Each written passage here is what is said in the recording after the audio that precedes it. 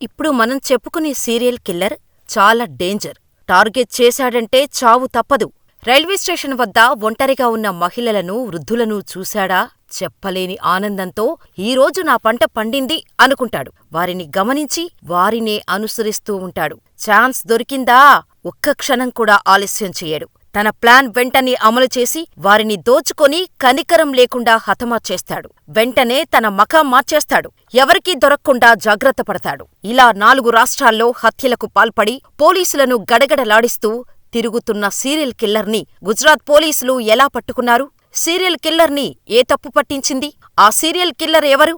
అసలు ఎందుకు ఈ హత్యలు చేస్తున్నాడో తెలుసుకుందాం. 2024 నవంబర్ 15న ఉద్వాడ రైల్వే స్టేషన్ సమీపంలో పట్టాలపై ఓ అమ్మాయి శవం నిర్జీవంగా పడి ఉంది. ఆ అమ్మాయిని చూసిన స్థానికులు కంగారుగా పోలీసులకు ఫోన్ చేశారు. సమాచారం అందుకున్న పోలీసులు వెంటనే ఘటనా స్థలానికి వెళ్లి ఎంక్వైరీ చేయటం మొదలుపెట్టారు. అసలు అమ్మాయి ఎవరు? ఇక్కడకు ఎలా వచ్చింది? ఎవరు రేప్ చేసి ఉంటారు? అని అనేక కోణాల్లో ఆలోచిస్తున్న పోలీసులకు ఉద్వాడలోని క్రైమ్ స్పాట్లో 2 బ్యాగులు కనిపించాయి. ఆ బ్యాగుల్లో ఒకటి కిల్లర్కు చెందింది, మరొకటి అమ్మాయిది. అమ్మాయి బ్యాగులో జెర్సీ, ఒక షార్టు దొరికాయి. దీంతో పోలీసులు రైల్వే స్టేషన్లోని సీసీటీవీ ఫుటేజ్ని తనిఖీ చేశారు. జెర్సీ ధరించిన అమ్మాయి ప్లాట్ఫాంపై నడుచుకుంటూ వెళ్తున్నట్టు గుర్తించారు. ఆ అమ్మాయి బ్యాగు పోలీసులకు క్రైమ్ స్పాట్లో దొరికిన బ్యాగు ఒకటే కావటంతో ఆ అమ్మాయిపై ఫోకస్ పెట్టిన పోలీసులు ఆమె వెనుక ఫాలో అవుతున్న కిల్లర్ని చూశారు. అయితే అతడు కుంటుకుంటూ వెళ్లడం చూశారు. ముందు అనుమానం రాలేదు పోలీసులకు. ఆ తర్వాత మరికొన్ని సీసీ విజువల్స్ చూసిన పోలీసులు ఆ వ్యక్తే కిల్లర్ అని ఫిక్స్ అయ్యారు. అయితే సీసీటీవీ ఫుటేజ్లను చూసిన పోలీసులకు సీరియల్ కిల్లర్ ఫేస్ సరిగ్గా తెలియటం లేదు. సుమారుగా 5,000కు పైగా సీసీటీవీ కెమెరాలు ఫుటేజ్ను పరిశీలించగా ఒక సీసీ కెమెరాలో కిల్లర్ ఫేస్ క్లియర్గా కనిపించింది. ఆ ఫోటోను అన్ని పోలీస్ స్టేషన్స్కి పంపించటంతో సూరత్లోని లాజ్పూర్ సెంట్రల్ జైల్ అధికారి ఆ ఫోటోను గుర్తించి నిందితుడి వివరాలను పక్కాగా చెప్పటంతో షాకయ్యారు. కిల్లర్పై పలు చోరీ కేసులలో ఆయుధాల స్మగ్లింగ్ కేసులు ఉన్నాయని, కిల్లర్ పేరు రాహుల్ అలియాస్ భోలు కరంవీర్ జాట్ అని తెలుసుకున్నారు. కిల్లర్ రాహుల్పై హర్యానా, రాజస్థాన్, ఉత్తరప్రదేశ్లో అధికంగా కేసులు నమోదై ఉన్నాయని, ఇతను దోపిడీ చేసి హత్యలు చేయటమే అలవాటుగా మార్చుకొని ఏకంగా 19 మందిని అత్యాచారం చేసి హత్య చేసినట్టు పోలీసులు తెలుసుకొని షాకయ్యారు. వెంటనే ఆ వ్యక్తి ఆ రోజు ఎక్కడి నుంచి ఎక్కడకు వెళ్లాడు అనే ఫుటేజీ మొత్తం చూశారు. దీంతో కిల్లర్పై ఓ అంచనాకు వచ్చారు. కిల్లర్ ఓ హోటల్లో వెయిటర్గా పనిచేసేవాడు. పనిమీద వాపి వెళ్లటం కోసం హోటల్ నుంచి ఉద్వాడ రైల్వే స్టేషన్కు వచ్చాడు.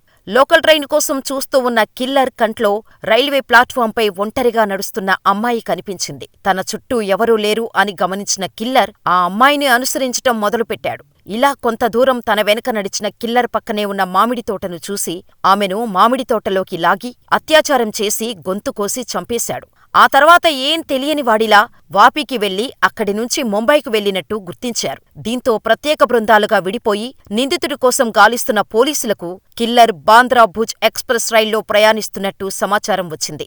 దీంతో ముంబై పోలీసుల బృందం ఒక పక్కా సమాచారంతో రెక్కీ నిర్వహించి కిల్లర్ వాపీ రైల్వే స్టేషన్కు వస్తున్నట్టు తెలుసుకొని వాపీ రైల్వే స్టేషన్లో నవంబర్ 24 ఆదివారం అరెస్ట్ చేశారు. అయితే అరెస్ట్ చేయటానికి ముందు రోజు అంటే నవంబర్ 23 శనివారం కిల్లర్ రాహుల్ సికింద్రా రైల్వే స్టేషన్ సమీపంలో ఒక రైలులో ఓ మహిళను లూటీ చేసి హత్య చేశాడు. అంతేకాదు, అంతకంటే ముందు అనేక హత్యలు చేశాడు. మహారాష్ట్రలోని సోలాపూర్ రైల్వే స్టేషన్ సమీపంలో కూడా ఒక రైలులో ఒక మహిళపై అత్యాచారం చేసి చంపేశాడు. పశ్చిమ బెంగాల్లోని హౌరా రైల్వే స్టేషన్ సమీపంలో కటిహార్ ఎక్స్ప్రెస్లో ఒక వృద్ధుడిని కత్తితో పొడిచి హత్య చేశాడు. కర్ణాటకలోని ముల్కీలో ఒక రైలు ప్రయాణికుడిని కూడా చాలా దారుణంగా హత్య చేశాడు. ఇలా కిల్లర్ రాహుల్పై హర్యానా, రాజస్థాన్, ఉత్తరప్రదేశ్ రాష్ట్రాల్లో అనేక కేసులు ఉన్నాయి. సీరియల్ కిల్లర్ రాహుల్ గతంలో రాజస్థాన్లోని జోధ్పూర్ జైల్లో శిక్ష అనుభవించాడు.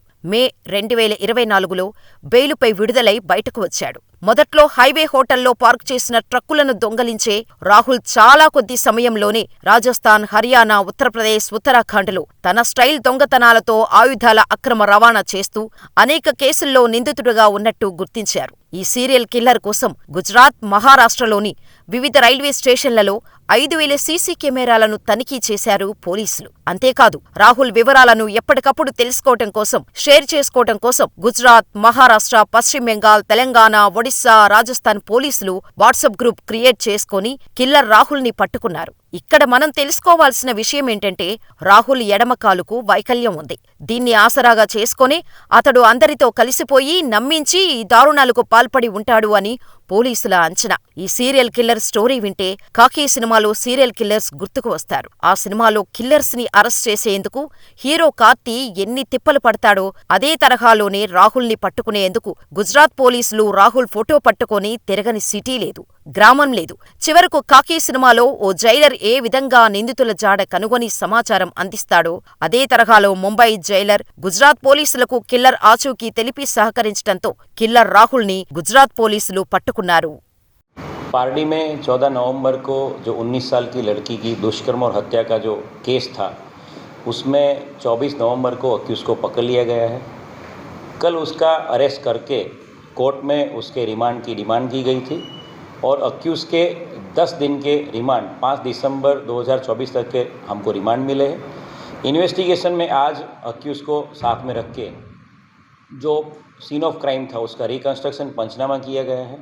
सीन ऑफ क्राइम से नज़दीक अक्यूज़ ने जो लड़की जो विक्टिम थी उसका जो फ़ोन का कवर जो फेंक दिया था वो फ़ोन का कवर रिकवर किया गया है। इसके साथ साथ अक्यूज़ की पूछताछ में जहाँ जहाँ से उसने उदवाड़ा रेलवे स्टेशन के आसपास जो भी चीज़ें खरीदी, दूध की थैली, पानी की बोतल, माज़ा की बोतल, सिगरेट, जो भी उसने खरीदा है उस सभी जगहों को आइडेंटिफाई करके उस जगह पे स्टेटमेंट्स और उसके पंचनामा की कार्यवाही चालू है।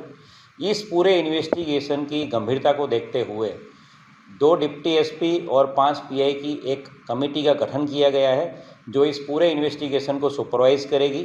इसके साथ साथ कल जो प्रेस नोट में जिक्र किया गया था कि अक्यूज़ ने पुणे से कन्याकुमारी एक्सप्रेस में एक 5वें मर्डर का भी कन्फेशन किया है, उसमें आज एक सफलता मिली है।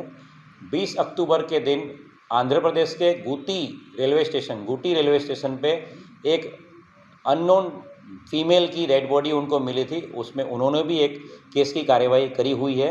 तो 5 विक्टिम हमें ढूंढ निकाले हैं और आगे की कार्यवाही जो करनी है उसके लिए एसआईटी का गठन कर दिया गया।